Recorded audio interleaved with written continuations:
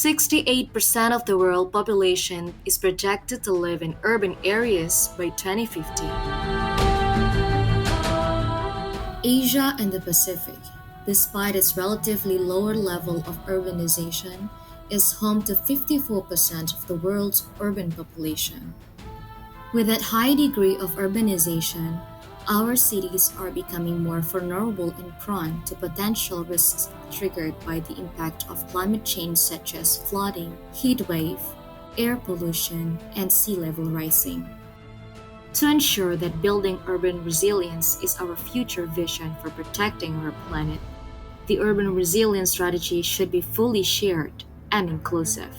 Policies to manage urban growth need to ensure access to infrastructure and social services for all, focusing on the needs of the urban poor and other vulnerable groups for housing, education, healthcare, decent work, and a safe environment.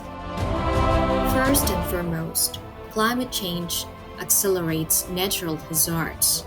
Furthermore, unprecedented rapid urbanization has emerged with compound and overlay consequences on both social and environmental landscapes.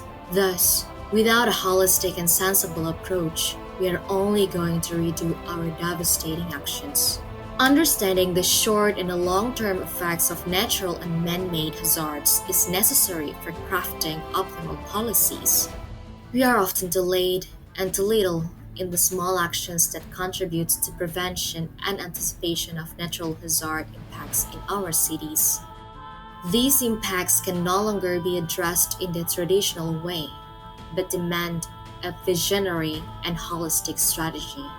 Almost all of us are far behind in these indispensable actions. Shift in approach from disaster response to disaster risk reduction is crucial.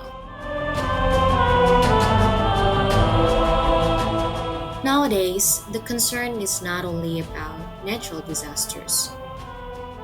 Man-made disaster is becoming our top concern because the variety and frequency are unexpectedly increased with the high development of technology, artificial intelligence, and digital society. In the last 30 years, disasters caused more than $1 trillion worth of damages, took 2.3 million lives, or 200 dead per day on average, and destroyed millions of homes, infrastructure, and livelihood. Disaster risk reduction is everyone's business. Build back better, stronger, and faster, our motto. UCLG ASPAC promoted a participatory approach in designing the post-disaster strategy and building a resilient public space for all in the most vulnerable community in the city. Resilience is an indispensable investment that requires everyone to take action.